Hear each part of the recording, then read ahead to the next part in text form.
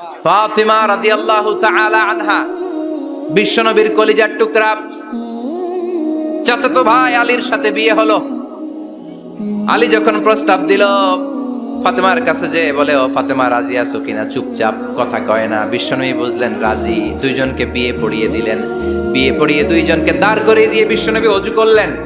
ওযু করার পরে সামান্য কিছু ওযুর পানি ছিল, আলীর মাথার মধ্যে ছিটিয়ে দিলেন, বরকতের পানি। সুবহানাল্লাহ কইবেন না? সুবহানাল্লাহ। ওযু করে সাইয়েদনা আলীর মাথার মধ্যে ছিটিয়ে দিলেন আর দোয়া করে দিলেন, বারাকাল্লাহু লাকুমা ওয়া বারাকা আলাইকুমা ওয়া জামাআ বাইনাকুমা ফি খাইর। আল্লাহ তোমাদের দুইজনকে বরকত দিয়ে দাম্পত্য জীবন শুরু করার তৌফিক দান করুন। আবার দোয়া করলেন, আল্লাহুম্মা বারিক লাহুমা ফি বিনাইহিমা, ওদের সম্পর্কে বরকত দেন। ওয়া নাসালিহিমা শিবলিহিমা, ওদের গর্ভে যে সন্তান আসবে এগুলোর শ্রেষ্ঠ সন্তান বানান। 1 বছরের ব্যবধানে ঘরটাকে আলোকিত করে প্রথম সন্তানের জন্ম হাসান। সুবহানাল্লাহ। হাসান রে বিশ্বনবী এত আদর করেছেন, বিশ্বনবীর কাছ থেকে এত আদর কেউ কোনোদিন পায় নাই। হাসান রে বিশ্বনবী ডাকতেন লুকা। বুখারীর বর্ণনা, শব্দটা কি? লুকা মানে পিচ্ছি।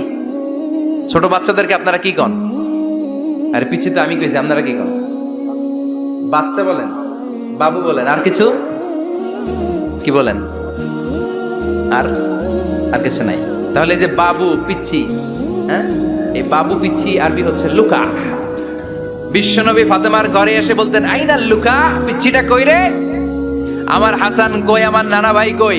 আর বিশ্বনবীর আওয়াজ শুনলে হাসান এসে বিশ্বনবীর কাঁধে, আল্লাহু আকবার, আল্লাহু আকবার। বিশ্বনবী বলতেন, ফাতেমা আমার কলিজার টুকরা, যে ফাতেমারে কষ্ট দেয় সে আমারে কষ্ট দেয়, ফাতেমারে আনন্দ দেয় মানে আমি বিশ্বনবীরে আনন্দ দেয়। এই ফাতেমা সব সময় পর্দায় থাকতেন, দিনের বেলা বেরোতেন না, সারা দিনে টয়লেট করতেন একবার, সেটাও করতেন রাত্রে, যাতে দিনের বেলা কেউ তারে না দেখে। কি ব্যালেন্স লাইফ, কি ব্যালেন্স লাইফ! রাতে একবার টয়লেটে যাও মানে কি সারা দিন খাওয়া দাওয়া এরকম ব্যালেন্স করে করতেন। কেউ দেখতে পারে নাই ওনারে, কেমন ছিল কেউই জানতো না। এমন ভাবে চলাফেরা করতো, কোনো পুরুষদের সামনে দিয়ে কখনো যেতেন না। এজন্য ইন্তেকালের আগে আলীকে বললেন, আলী, বিশ্বনবীর ওসিয়ত অনুযায়ী কিছুদিন পরে আমি আমার বাবার সাথে সাক্ষাৎ করব। ইন্তেকালের সময় বেশি লোক আমার জানাজাতে আসার দরকার নাই, নিজেরা দোয়া করে দিলে চলবে।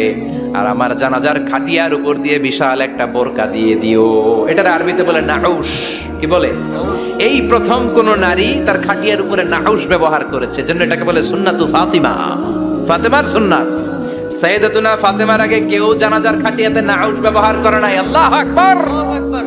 আলীকে বলে গেলেন, আলী, অল্প কয়েকজন পুরুষ নিয়ে জানাজা দিও, বেশি মানুষের কাছে আমারে নিও না। দুনিয়ার বুকে আমি লুকিয়ে লুকিয়ে চলতাম, মরার পরে লুকিয়ে লুকিয়ে আল্লাহর কাছে চলে যেতে চাই, পুরুষদের সামনে আমারে নিও না। হাসান বলে, নানাজি, আপনার মেয়ের নামের বিচার ফাতেমার নামের বিচার। বিশ্বনবী বললেন, ও হাসান, আমার মেয়ে ফাতেমার আবার কি বিচার, কি অপরাধ আমার ফাতেমার?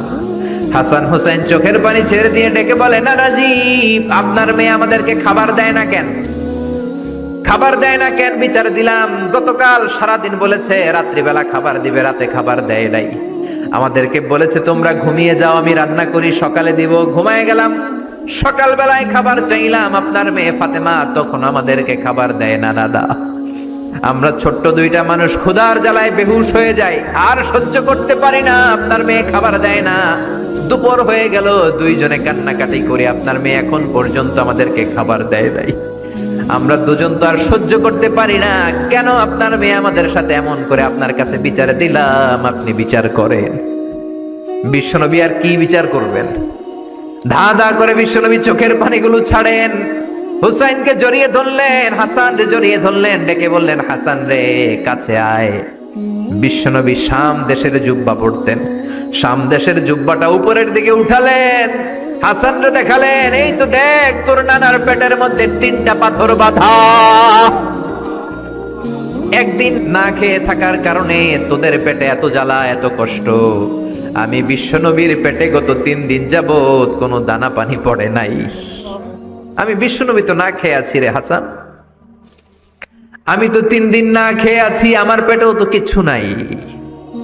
নানাও কাঁদলেন, নাতিও কাঁদলেন, পুরো পৃথিবীও কাঁদলো, ঠিক না?